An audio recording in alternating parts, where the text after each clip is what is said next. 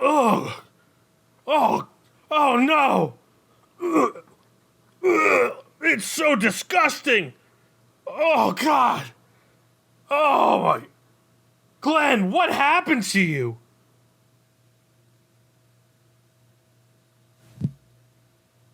The following podcast contains spoilers for The Fly, 1958.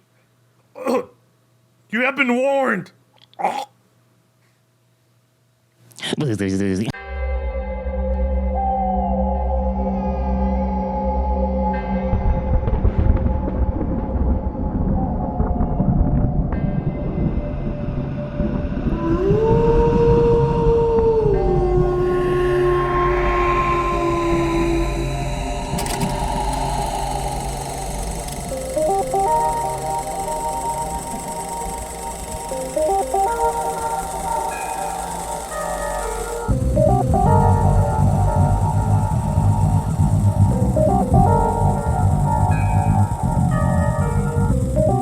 What's up, everybody, and welcome back to another episode of KFR News Radio. This is your host, Benjamin Button, along with your host, Miguel Magusto. Yes. Yes. And this has been playing the entire time. I didn't just start that while you were going. Boy. I don't know why I give myself these extra things to do, but here we are. How you doing, Glen? It adds a little bit of beauty in the background. Yeah, it does. I'm not bad. It's been a doozy of a week, and just keeps getting doozier. It does keep getting doozier. So to start out, obviously I was on vacation. We had done those two podcasts basically the same day last time. And then I did my vacation. That was a fun, nice little solitude of a day, times 5 before it rained the rest of the time. So it was a pretty nice week, and then it was just raining. So I came back home and decided I wanted to watch a shit ton of TV series. But before I did that, while at the cabin, I watched 2 movies. One of them I had seen before, The Running Man, with Arnold Schwarzenegger. I just wanted to rewatch it because I'm pretty sure you said you rewatched it, or you watched it. I watched it for the first time a couple months ago. Yeah. Yeah, I saw the DVD case and I was like, well, let me just remind myself of this glory that is the one-liner, the movie. It was still exactly that. It was still fun little Arnold time. And then I really didn't know what to watch. The rest of the movies that I had picked out were all like 2.5-hour movies, and I was like, oh Jesus! And I picked At Close Range with good old Sean Penn and Christopher Walken. I said to myself, I was in a Christopher Walken mood. I'd been trying to practice my lines. And I tried the whole time while I was up there. I was trying to practice my Walken impressions, and it didn't grow. It didn't do much better. But this movie, I didn't really have any expectations because I didn't know what the fuck it was about. And so yeah, it didn't really exceed any expectations I did have for it. It kind of left me wanting more. It was a little lackluster. Yeah. It was like good for the most part, but like, it took place in Lancaster County, which, for anybody who doesn't know where that is, it's here in southeastern Pennsylvania. Yeah, closer to South Central, but it is still technically eastern. In the Amish land, but like you could tell a lot of it was not filmed there at all. And by a lot of it, I mean I'm pretty sure the whole movie didn't take place at all in Lancaster County, filming wise. And Sean Penn was fucking jacked out of his mind, and Christopher Walken was kooky as usual, but I feel like there was just a little bit of taste in my mouth that I needed nourished, and it didn't get nourished at all. Yeah. But for the most part, it was okay. That movie is based on a true story. It is. For those of you who are interested, a real murder that happened, or murders, I don't know if it's one or two or multiple. But yeah. It was multiple. And you're right, it was filmed in Tennessee. Whole thing. Yeah. Other than that, just played some video games. When I got home, I was like, man, I'm hankering for some TV series for some reason, because I don't get often into TV series. I usually just kind of watch movies because they're easier to just crank out. Yeah. But I had this on my list for a long, long time, ever since the 90s, since I was a baby boy, and I shouldn't have been watching this. But it was Spawn, the animated series that came out around 97. And like around that time was when that Spawn movie came out, and that's why I always wanted to watch this. But this is kind of way worse than, well, gory wise, it's way worse than the movie was, and I shouldn't have been watching it. So good on you, parents. You defended me from that one for once. But I finally got to it, and it was the fastest I think I've ever cranked out a show. Not really knowing that I was cranking it out, I kind of just had it on the side monitor here, and I just kept going and going. Cranked out, I think it's 3 seasons. Knocked the whole bitch out. Knocked the whole fucking thing out. Nice. But problem with that is it was left on a cliffhanger, and they just kind of stopped the series, which is the worst when you're really enjoying a series and you want to see where it goes, and then they just cancel it. Yeah. In the height of the story. They had introduced a bunch of characters in the middle of it, and you're like, and you never see them again because it's just left on a cliffhanger. Yeah. Sounds about right. Really sad. It's really sad that Spawn really hasn't had too many adaptations other than this and the movie with Michael Jai White. Mm-hmm. There's been video games and such, but like, it's such a good like IP that I wish they did more. The fact that he's in Spawn, and correct me if I'm wrong, is also Black Dynamite is just hilarious to me. Yep, Spawn and Black Dynamite. Yeah, it's great. It's fantastic. He's a natural wonder, and he looks just as young as he did then too. It's crazy. Mm-hmm. Guy don't age. Yeah, you could think that jiu-jitsu. I think he does. Yeah. But after that, I was still in the mood for. I'm sorry this is taking so long, but I was still in the mood for some TV series. So I watched something that was going to bring joy to my life after a cliffhanger. I watched Scenes from a Marriage. It didn't bring joy to my life. It kind of hurt. I could have told you that. I haven't seen this, but it's a remake of an Ingmar Bergman thing that I watched 2 versions of: a 5-hour cut and a 3-hour cut. This had been on my list as well. This came out, I'm pretty sure, like in the middle of COVID. Something like that. And this had been on my list, but I had never gotten around to it. It's a total of 5 hours, which for a TV show, I guess, isn't bad, but it's a lot emotionally to deal with for 5 hours. Yeah. And I watched the whole thing straight. God, it really puts you kind of through the emotions. You don't like one side. At a certain point, you don't like the other side a little bit, and then it kind of tug of war. But from either point of view, it's probably relatable to somebody out there. Yeah. At some points, it's probably relatable to you, not specifically you, but like you as in a person, like this is who you were before, this is who you are now type thing. Mm-hmm. It's really good, really well done, and Oscar Isaac and Jessica Chastain were fantastic in it. Yeah. I don't think you would like it that much at all. I mean, I kind of liked the Ingmar Bergman one, but it's also like I didn't like it enough to rewatch it ever again in my life. Yeah. I do think with the Ingmar Bergman one, I like both of the actors, but they're also like 15, 20 years apart in age. Oh, so it kind of makes it weird. I could be wrong about that, but they look very different in age. Like the guy looks a lot older, at least 10, 15 years, enough to make it like. But then Jessica Chastain and Oscar Isaac are close enough in age where I feel like it would make it more. They went to school together and everything. I'm pretty sure. And that's not to say like either of the performances. Like you believed in Scenes from a Marriage that they were in love at one point. Yeah. But it's still just like the age thing is just like. Yeah. And then after that, to try to move a little bit faster past all this, I watched Mayor of Easttown, which is another series I kind of had on the back burner that I really wanted to get to because it was filmed in our area again, which was awesome. Cranked that whole thing out, and I'm pretty sure a day and a half. Yeah. I drove through the set of that on accident. Yeah, it's really awesome if you live in the area of any of the film locations. It was filmed in Coatesville a lot. Yeah, Phoenixville as well. Phoenixville as well, and just a bunch of Thorndale, I'm pretty sure, and then just a bunch of other places. But well, the Kmart in Thorndale they turned into a soundstage Oh, for really? that, so they filmed like a lot of the interior stuff in Thorndale at that closed down Kmart. Nice. So that's that's a little fun fact.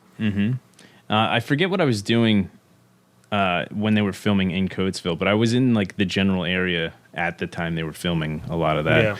Yeah. It was really cool to see a lot, especially like if you grew up in Coatesville, like a lot of the townhomes and stuff you would see, and you'd be like, I know where the fuck that is. That's awesome. It's really cool. I mean, other than that, it's just a really good show. It's always fun seeing your area in a movie. Oh yeah. And then it's as it is good whodunit too, because you're sitting there, you're like, oh, it's got to be him, right? It's got to be him. It's got to be her. It's got to be them. It's got to be what? It's got to be how. It's just genuinely good, and Kate Winslet is fantastic, and nails the Philly accent or the Delco accent. Oh my god, the Delco accent is so thick. It's so real. It's crazy. When I watched it, I like started teetering. We're not from Delaware County, either of us. Yeah, but if you couldn't tell by the accents, they don't exist. When I watched it back in 2020 or whenever it came out, I started like teetering into a Delco accent just from like watching it. I binged it, so I was just like wooder, which I don't say wooder. Nobody's. I hate when people say wooder. I don't say wooder on purpose or seriously. Hey, let me get a glass of water. Get some water ice. I do say water ice sometimes just because it's funny. Yeah, but I love the Delco accent for how. I say this with love. How stupid it is. It is a feat to listen to. I absolutely love it, though. It's one of my favorite accents. Try to plow through the next couple because I'm holy shit. I started watching Castlevania Nocturne, another animated series on Netflix, before Netflix decided to crack down on our accounts and just kick me off their shit. So I got to figure that out. Then we watched Killers of the Flower Moon, which we have a review out on the YouTubes on that. And then I started watching another show called Gen V, which is kind of like a spin-off series of The Boys, which is also an amazing show as well. I'm only on like episode 3, so I'm not too far on that, but it's pretty decent so far. Not Tom Clancy, that fucking army guy's in it. Clancy Brown's in it, and he was awesome for the moments he was in it. Nice. Not too long. Sorry, Mike. Now it's on to you. It's all good. I didn't have that eventful of 2 weeks. I only watched 7 movies, which is like 1 week normally for me. So this isn't much different than normal. The first one I watched was a film called The Royal Hotel with Jennifer Garner and what's her name? The woman from The Matrix. Sorry, I have the a new puppy Matrix. in my hands. Jessica Henwick. You have a puppy in your hands? You lucky bastard. I'm dog sitting right now, too. Oh. The Royal Hotel is that movie that you and I both saw a trailer for before one of the movies. Jennifer Garner and Jessica Henwick are Americans traveling through Australia. They're doing like a work travel program where they work for money so that they can travel. Yeah. And they start working at this bar, and the vibes are totally off. Yeah. Really? That's the best way to describe it. They're just so off, man. It's a mining town where the majority of the people there are men, and they're men that don't see women a lot. And Hugo Weaving is also in it. Hugo, that's who it was. Yeah. I really enjoyed that movie. I thought it was a very intense film. I don't want to say anything else because I don't want to give too much away. But like I don't know. Those vibes, really man. Those vibes, they were all off. Even the nice guys, you're just like, what's your motive here? So yeah, it's kind of like with Killers of the Flower Moon, how you don't trust any white people. Not a single one. You don't trust any of the men in the Royal Hotel. So it's kind of like similar to that. Then after that, a few days after that, I rewatched Team America: World Police because I was in the mood to watch it. It's a silly movie. I didn't want to. It is. I didn't want to watch anything that was, too mind-consuming or anything. So, it's just dumb fun. Then I watched a Hulu film, which is a sci-fi film. A lot of people have been talking about it with Caitlin Dever. John Denver, Caitlin Dever.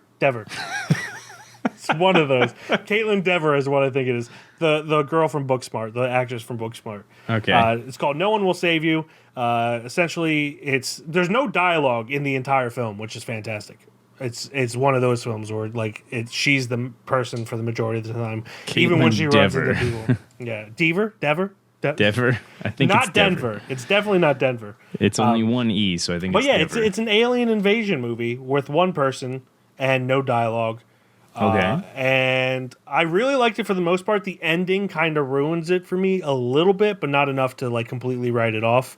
Yeah. But I was 4.5. I was at a 4.5 out of 5 until the ending, and that knocked it down to 3.5. And I don't want to say anything without giving it away, because if you want to talk to me about that, we can have a conversation. I'm saying this to everyone, not just you, Glenn. Yeah. We can have a conversation. I love talking about movies, so I can tell you why if you have seen it. But yeah.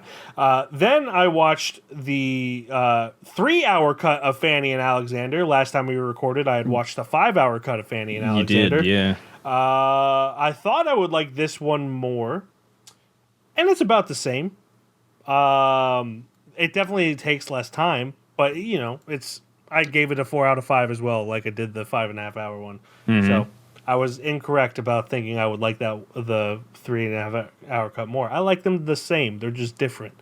Good. But also the same. It's same but different. Same but different. Then we watched Killers of the Flower Moon, which we have a review for that up on the YouTube. Then Which a fun fact that I left out is right after that 3.5 hour movie and our review, I hit a deer. Yes, you did hit a deer. Your poor And he little absolutely car. fucked up my car. Is your car getting fixed? I have to take it in tomorrow to figure that out on what's going to happen. Luckily, Hopefully. my mom was traveling, so I was able to use her car this week, and that's why I'm also there's a pup back here. So yeah, it's just a fun fucking week. Deer are they can go kick rocks. Deer 1, car 0 because he walked away. Yes. Well, he might have died in the woods after he ran in there. We don't know. Son of a bitch. But anyway, so yeah, Killers of the Flower Moon. Then we watched, but separately, The Fly, which we're going to get into in just a second. And then last night I watched a movie based on a book by Ian Reid, who did I'm Thinking of Ending Things. And I read this book earlier this year, was really excited for it. It's called Foe, with Saoirse Ronan and Paul Mescal. Is it Paul Mescal? Is it? Yeah, Paul Mescal. It's the thing that I disliked the most about this is that it gives way too much information up front. So, and it might just be because I know the ending. Yeah. The information they give up front is way too much information.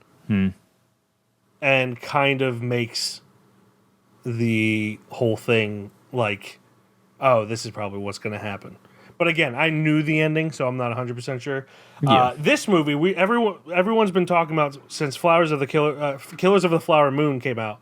People have been talking again, as they always do with 3.5 hour long movies. Are movies too long?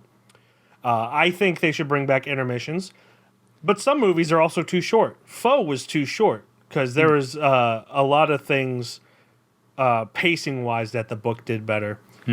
Which could have been done in a movie if they just made it 2.5 to 3 hours long with an intermission. I do think the intermission should be brought back. Yeah, I think long movies are fine as long as they do have the like Killers of the Flower Moon was pushing that border. Yeah. If it's 4 hours, it should definitely have. Yes. But yes, there are also movies that don't warrant 3.5 hours or 3 hours. Killers of the Flower Moon, you and I disagree. I think it does warrant 3.5 hours. You say it doesn't. I thought it would just be better if it was shorter. Not that it didn't warrant it. Yeah, all the that. information was useful, but I think they could have done it in a shorter time. And then for me personally, I think every Marvel movie that's over 2 hours is too long. So it goes both ways. But yeah, I think it really depends on the movie. Foe.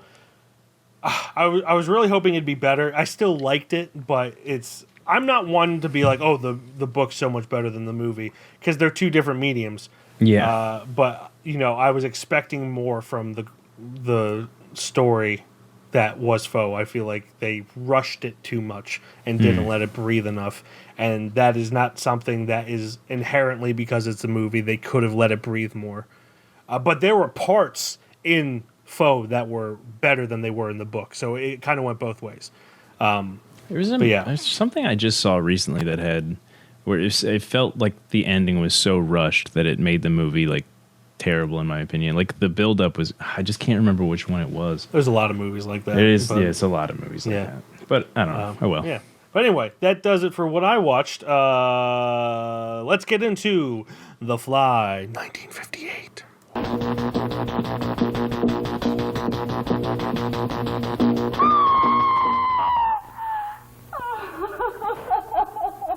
Stop it! Stop it! I'm Vincent Price. What unearthly horror did that girl gaze upon? What manner of incredible thing walked beneath that hood? It would be unfair at this time to show you any more of what went on in that laboratory where a man actually dared to play God. So fantastic, words can't begin to describe it. You must see it with your own eyes to believe it. When the fly comes your way.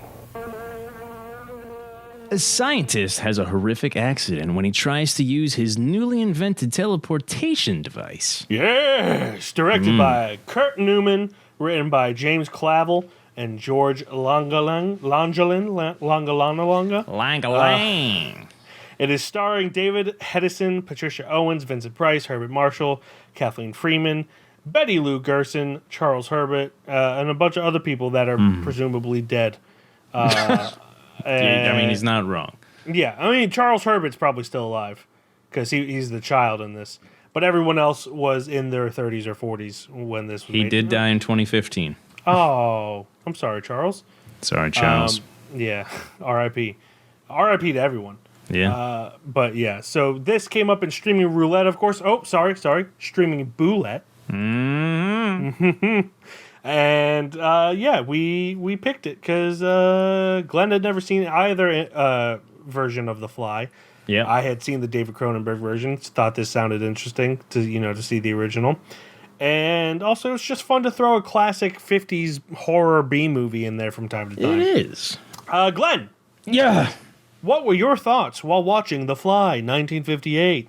Let me tell you about how kind of scared I was in the beginning when they were basically showing how it was going to end right from the get-go. I'm like, oh, man, this is going to ruin everything for me. But I was kind of, the more they went on with like that beginning, like the first 20 minutes, the more I started to be like, okay, they're saving it. Okay, they're saving it. And then it went back to the beginning, and then they just straight story told how it got there. Normally, sometimes you can't pull that off in a movie. This one did. This one did really well, in my opinion.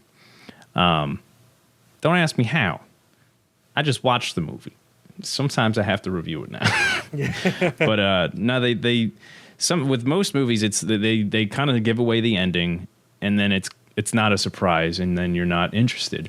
This one, you were definitely interested on how it got there, and although it kind of took back a little bit that it showed you how it, or like what it was going to end up like, you were wondering how it got there, and you were anticipating for it. You were you were amped up for it, and then you were wondering where the other half of this situation is.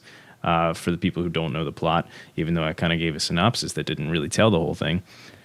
Basically, a mad scientist creates this teleportation device, and he tries to teleport himself, but he didn't just teleport himself. A fly got into the teleportation chamber with him and fucked up the whole thing.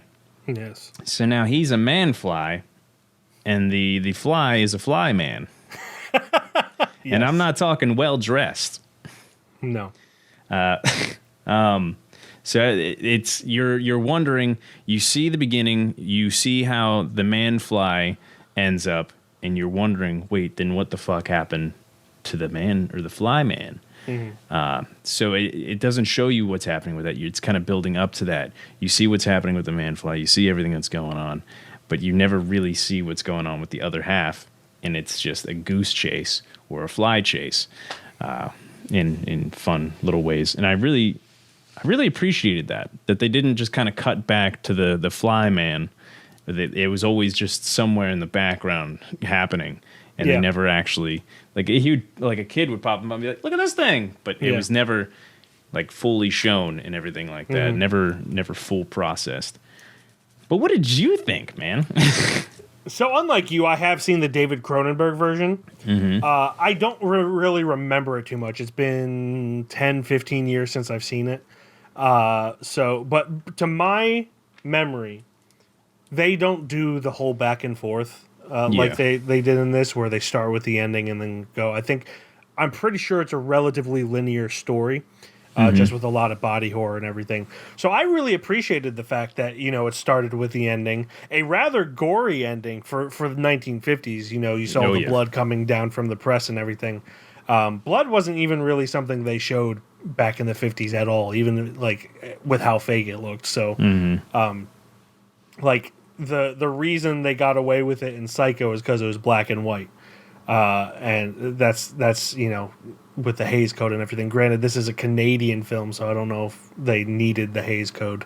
But I thought that was a really nice touch to kind of go back and tell what happened, and you see the whole story unfold. Now, I did space out for like 2 minutes, so it's possible that they showed this part, but I don't remember them showing him going into the teleportation machine at all. Did they do that? They didn't show it. Okay, yeah. That's one thing I really wish they did to kind of build the suspense of it. If I had to pick like the biggest flaw, that would be it. That she goes down to talk to her husband and he's just not answering her. When that happened, I was just like, oh, you're not even going to show like... I'm not even like expecting... Because I like the fact that they didn't show his head until they did. Yeah. But... I wish they had shown him going in to the teleportation machine, and then maybe while he was in there and the machine was powering up, he sees a fly, and he kind of like panics a little bit, or maybe doesn't even think anything of it. He's just like, "Oh, we're going on a ride, little guy." And then, but they just don't show it at all. She just goes down, and he passes a note. He's like, "Invite my brother," or however their accent was in French Canadian. He's like, invite my brother to lunch. I got to do a couple things. And then she goes off, invites the brother. Brother comes over, and then he's got a note that says, do not disturb at work. Yeah. It's just literally how fast that is. I guess at some point he's like, having my brother over makes me really want to merge with a fly accidentally. Exactly. So that's kind of what happened there. And they didn't even show it. That is a very sad thing. They did have really cool effects in this, especially for that time. The mask when they reveal his head is actually very impressive. Yeah. It looks like a fly on a man's head, and it's got even like little movements in the I don't know what the parts are, but like in the mouth and everything. The little Mandelas. Yeah. Kind of reminded me of the prawns in District 9 a little bit. Though furrier and more fly-like than alien-like.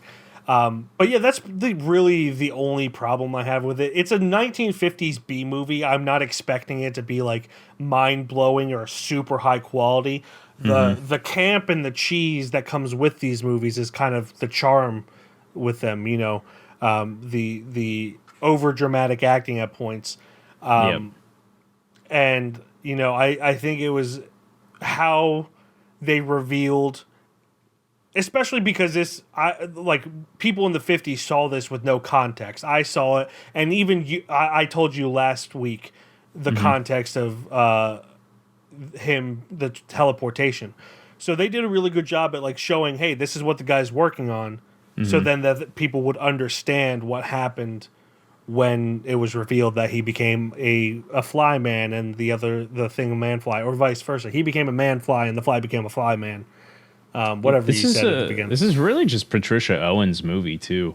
She's in the limelight the whole time. Everybody else is kind of just the side character to it, which is kind of probably for the best. And I say this with 100% love to Vincent Price, But growing up in the 90s with 90s cartoons and Maurice Lamarche always playing him in like Pinky and the Brain or Animaniacs or whatever, Yeah. I cannot take Vincent Price's voice seriously. I wish I could.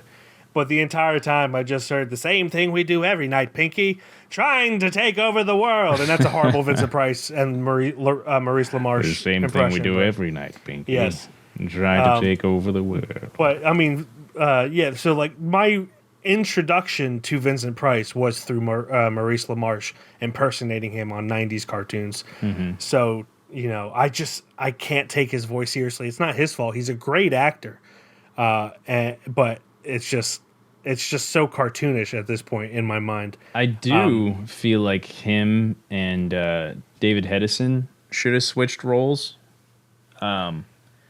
Personally, Yes. I feel like Vincent Price would have fit that more scientist, like, I've got to get on to the next thing. I got to figure it out. And David Hedison, like, I mean, obviously he played his character, but he was like, hey, honey, how you doing? I haven't seen you in 4 days. I'm going back to the lab. I'll see you later. But I feel like Vincent Price would have just had a more of a, you know, like a kind of like, I gotta get on to the next thing. I gotta figure it out or something like that. But I mean, the director's going to tell them how to play the characters. So Yeah.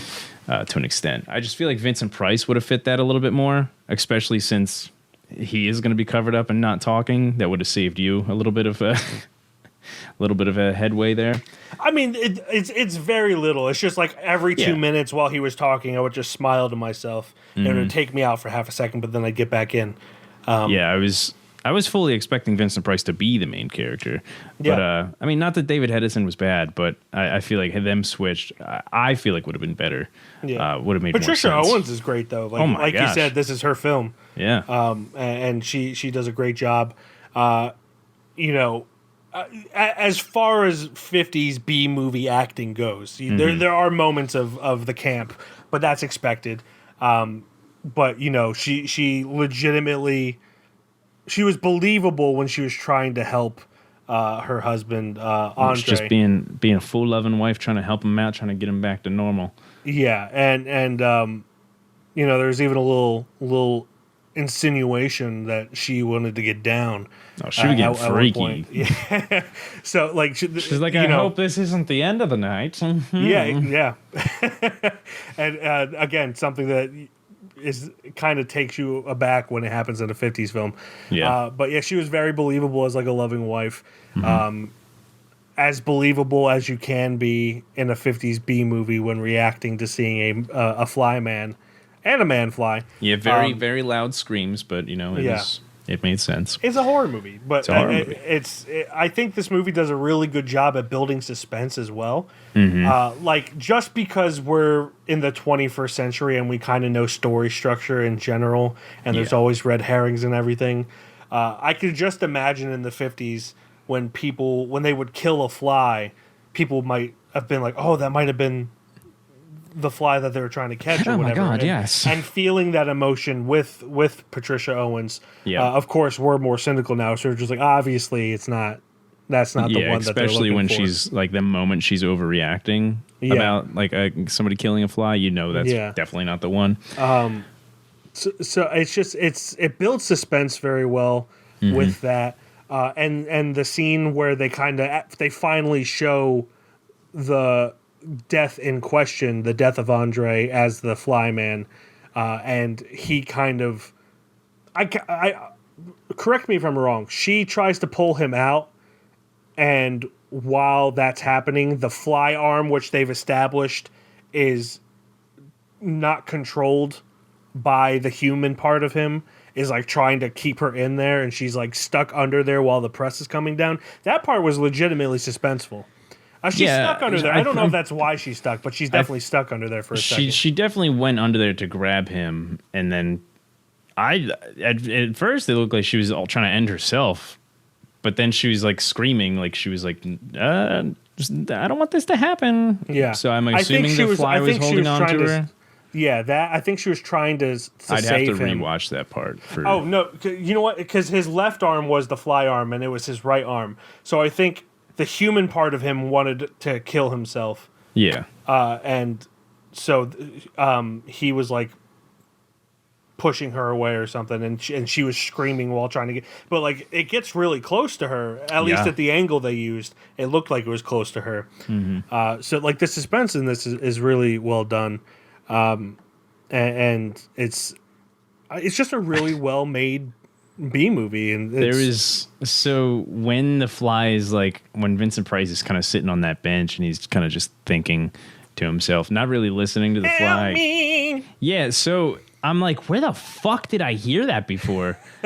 Because like that's a scene like I definitely know happened in a movie somewhere, and like I just remembered where it's from. So obviously the first time he's like, help me. I'm pretty sure when Kuzco first turns into a llama and he's in the jungle, there's a fly and he's like witnessing all this shit like in the wilderness because this is his first time not in a castle.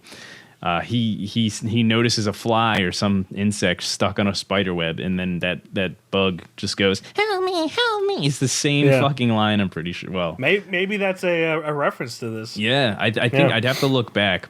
Okay, where am I? What? Yeah, it was. I was like, where the fuck did I hear that? And I just remembered it. But going back to what you were saying about like the human fly or like the fly man being stuck, I thought that scene was incredibly done. Because like obviously you're sitting there wondering where the hell is this fly, and then finally you see Vincent Price on the bench, and then you see the fly. But I don't think at that point it was like a fly man yet. It was just a fly right there. Yeah. And then when it goes back to the scene, it's the fly turning into a little man. Mm-hmm. While the spider's coming up. While the spider's out trying to get some breakfast, baby. Trying to get some that morning num-nums. meal. Yeah, I thought that scene was really well done too, like the editing for it, because it looked really good, especially for the time. Yeah. And it was just so powerful. It was so powerful to me seeing the inspector and Vincent Price just watching it. But I'm like, do something about it, dickheads! Do something, because they're just either like save this. it or put it out of its misery. They're just seeing this little man get eaten by a spider, and like, sure, I might also be standing there confused as fuck, but they were just like, Mike can't see what I'm doing, but he knows I'm staring. Yeah, so that I was like, kill them, do something, please, save the man. Nope, fucking ended him. Not that it would have mattered. The other guy. Your voice just reminded me of the opening of Jurassic Park. Shoot her! Shoot her! But yeah, it was. It was pretty funny. I was like overreacting. Like, do something about it, please. Not that it would have mattered because the man fly was fucking crushed, so they couldn't have saved him either way. Yeah. But they ended up putting him out of his misery, which, I mean, at the moment, I'm like, damn, dude, they could have saved his ass, but they couldn't have at the same time. But they didn't think about saving him at the time because they were just like, what the fuck was this? They just put an abomination out of its misery, which I thought it was a good end to it regardless. Yeah. I will say, the little shit of a kid, knowing that everybody's looking for this fly, sees the fly and goes, there it is. Walks Stuck away. on a spider web. That is the most real kid in the world because that's Yeah. exactly how a kid would Well, react. you know what it is? They keep giving him watered down wine, so he's just drunk off his ass. That Dude, explains when I my saw whole that, childhood. I was just like, when I saw that, I was like, is this a 50s thing or a French Canadian thing? Yeah, Like, which one is it? it's definitely a 50s thing. But yeah, the kid sees this fly that he knows everyone's looking for and just goes, hey, there it is. Yeah. Doesn't tell anybody until it's almost way too late. Yeah. Or, well, technically, it basically was too late. That kid was a little shit, but also is the most realistic kid because a real kid would just do the same exact thing. Yeah. Yeah, I thought at the beginning I was scared that it was going to take away from the rest of the movie because we just saw how it was going to end, but they saved it by not showing anything about the fly man. Yeah. And then showed the outcome of it all. I thought it was really well done, way better than I expected, to be honest. Same here, yeah. And yeah, What sold me, like, I was on board the entire time, but what sold me as this being a great movie was when they revealed the head of the fly. Like when I saw that, I was like, okay, this is high quality. This isn't just a B movie. Like this is like they put effort into this to really sell that, because as far as like a mask goes, that's like one of the best masks I've seen, and that was the 50s. Like it looked so good, and I was just astounded. I mean, I'll also say when he was covered up with a cloth or whatever, and then just had his hand in his pocket, like it was suspenseful. Like you're waiting for all of it to happen, like to show. And giving Patricia Owens the ick with his slurp noises. The face she gives when he first does that, I was just like, that is... I'm about to try some milk and vodka. They should put that, because for us old people who need to know what the ick is, they need to put that freeze frame. Anything you do that makes your girl look like this, or your spouse look like this, that is the ick. that is the ick. I laughed so hard when I saw that. The last thing I want to say, well, there's two things I want to say. One is a little trivia, but the last thing I want to say, opinion-wise, is they did Dandelo dirty. Dandelo the cat. Oh my God, that pissed me off. It made me so sad. Like that honestly, that made me hate his character Andre, so much. Same here. Like because yes, he made a complete breakthrough, and I know his curiosity is there. Yeah. But the first thing he does is he's like, there's my cat. There's my teleportation system. I don't like the idea of animal testing at all. But don't put a pet in there. Yeah, I mean, it's cruel no matter what animal it is. But if you're going to do it, at least like a rat or something like that, I guess. Yeah. I mean, preferably like a head of lettuce. Or a fly. Just put on its own. Food in there. Put a burger in there, an already dead animal, to see if it happens. And then work your way up to that. But I was and the thing that it disappearing into the void is such a worse way to go than just being like deformed and then put out of your misery right away. Yeah. It disappears into the ether, and you can hear it go meow. Yeah, you hear like the ghost meows in the distance. But that made me hate Andre so much. Andre fucking deserved it after doing that to Dandelo. Like, and that's a hill I'll stand on. Yeah. Andre deserved it. He deserved that man-fly treatment. He deserved to be crushed into a void. Yeah. But yeah, I hated that scene. I'm not really like that like not really that I was squeamish for this, but I'm not really like squeamish on like animal like deaths, I guess you could say. But this one we didn't see a death. We saw a void, as you were saying, like and you heard it floating away. Yeah, you're like, all right, so, and also there was no justification of end result on where it went. It just disappeared. The meow made it worse. Like if it just disappeared, we could at least be like, oh, it's dead now. Yeah. But then the meow is just like, no, he's still alive. Yeah. But has no autonomy anymore. Mm-hmm. What the fuck? Yeah, that made me really upset. I was just like, dude, what the fuck? You couldn't at least like waited, like you've got this thing, and that it's something huge, like a miracle that deserves to be looked at and professionally studied. And he's just like, let me just fuck around and find out with it instead of actually like getting help. Yeah. And he fucked around and found out, deservingly. Yes, he did. Yeah. And then the last thing I'll say is this apparently is one of the many Mandela Effect movies where a lot of people remember it being black and white when it was never in black and white. Yeah. And a lot of people think that, first of all, anyone who believes in the Mandela Effect, calm down. Memory is not reliable. You're wrong. Your memory is wrong. It's combining multiple things into one solid memory. Yeah. And then you remember it when someone tells it to you. It's scary sometimes looking back. I definitely remember it being like that, not like that. Yeah. But I think people let their memories say too much. Mm-hmm. But this, people thought this was in black and white when it never was. And the reason being is that the sequels to this were both in black and white. The Return of the Fly and Curse of the Fly were both black and white. So this is like probably where the confusion came from and why people think that this one was black and white, but it never was, because your memory is stupid. People, I am so curious about the sequels to this movie. Berenstain, not Berenstein. Shazam was never a movie. You mean Bernstein Bears? Bernstein, what do you have? Berenstain. It's Berenstain. I don't. Spelled with an A, not an E. Yeah, dumbasses. I'm super curious about what those sequels are like. Other than the, I don't know, this isn't really a sequel, but the Jeff Goldblum one. Definitely curious on that one.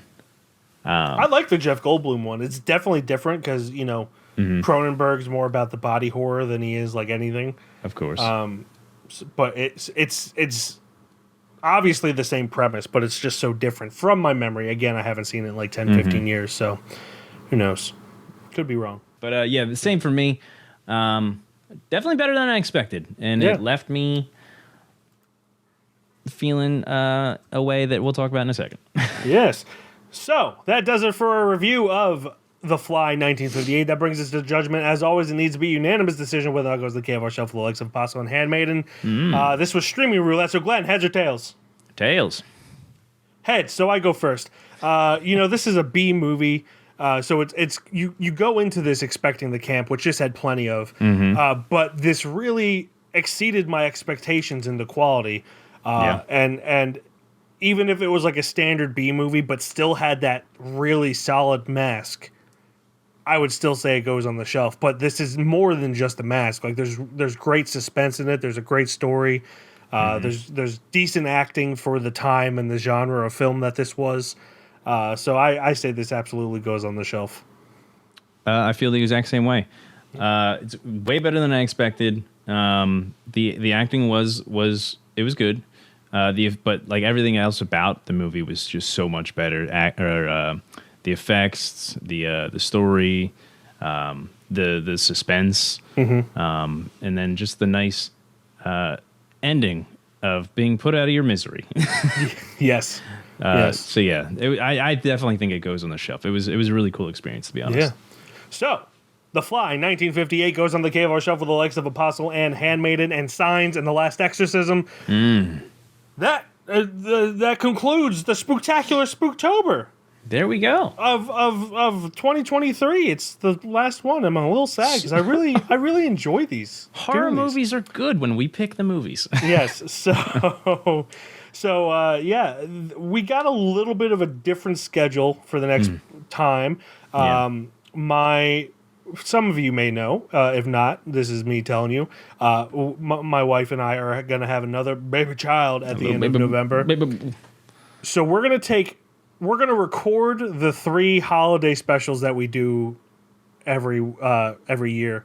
And then release them starting December 4th, I want to say. But we're not going to release any episodes for the entire month of November. I do apologize. We're still going to have our reviews for the most part until I have to go dark once the baby child's born. For a little bit. We will be back at some point. Which is understandable. People, leave the man alone for a minute. I do have to take care of my family. Yeah, he does. I'm not some deadbeat dad. So we're gonna take November off, and we'll be back December 4th with our first holiday themed movie, and it is my turn to pick. It is what holiday movie. So this is gonna surprise a lot of people. This is a movie that I have not seen. That people just like, you haven't seen that? They do that all the time. I hate when that happens. It happens to me all the time. I do it a lot, though. It happens to me all the time when I've seen nearly 4,000 movies, and I could do that with literally every movie I talk about to everyone else. But I haven't seen this. I had no interest in seeing this until I found out that the Coen brothers helped rewrite it. They're uncredited as writers, but they did help rewrite it, and they were executive producers on it. So that piqued my interest a little bit. So we're going mine a little. We're going to watch. I know for a fact you've seen this already, so don't get too excited. We're going to watch Bad Santa. The naughtiest guy in town just might discover. He's a really sweet kid, isn't he? Yeah, I guess so. How to be nice. Good night, Santa. Good night, Mrs. Santa's sister. Santa! Billy Bob Thornton, Bernie Mac, Tony Cox. Bad Santa. I beat up some kids today, but it's for a purpose. Made me feel good about myself. You need many years of therapy. Interest not piqued. Yeah.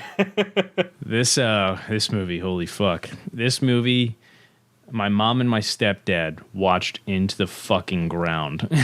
Well, I'm sorry.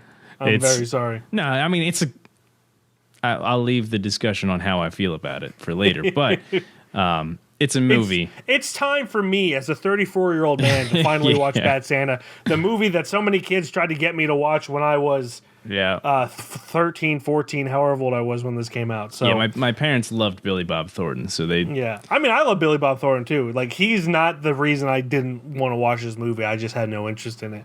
Yeah.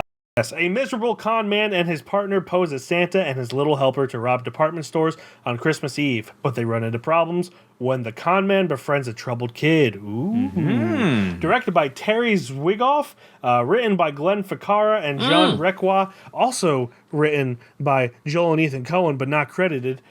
Starring Billy Bob Thornton, Bernie Mac, Lauren Graham, John Ritter, Tony Cox, Brett Kelly, Lauren Tom, Jay Naidu, and many others. Alex Borstein's in there. But yeah, I'm actually, yes, you could say it's a little pretentious of me to wait for the Coen brothers to be involved. But I'm excited to watch it. I know it's just, I don't know. One way or another, we were going to come down this road. Yeah, I was going to watch it eventually. The Coen brothers just pushed me to watching it earlier. Yeah. Let's just say that. But yeah, so that is going to be on Pluto TV. We'll have to edit this if by the time this episode comes out, it is not playing on Pluto TV. Mm-hmm. But we're going to watch it regardless if it's just renting by that time. It'll definitely be on regular TV. This is a movie I feel like they play every year. Yeah. So it's even more miraculous that I haven't seen it yet. I haven't seen a single scene from this. That's actually incredible. I've seen the trailer and that's it. Yeah. So, I don't know how I've avoided so much of this movie, but I have. But yes, so starting December 4th, we're going to have 3 holiday movies, starting with Bad Santa. Mm-hmm. Thank you, everyone, for listening. That's going to be on Pluto TV, by the way. Thank you, everyone, for listening and watching. As always, you can check out our website at www.keystonefilmreview.com. On Instagram, we are Keystone_film_review. Facebook, TikTok, YouTube, Keystone Film Review. And on Letterboxd, I'm Mike, KFR. And I'm Glen, KFR. And that will do it until next week when we get next month. Oh, sorry. Next month. Ooh. 2 months from now, December 4th. Somewhere around. Stop. But we're going to get a little tipsy and then rob a store dressed as Santa. Ho, ho, ho, ho. Goodbye. Goodbye, everybody. Bye-bye.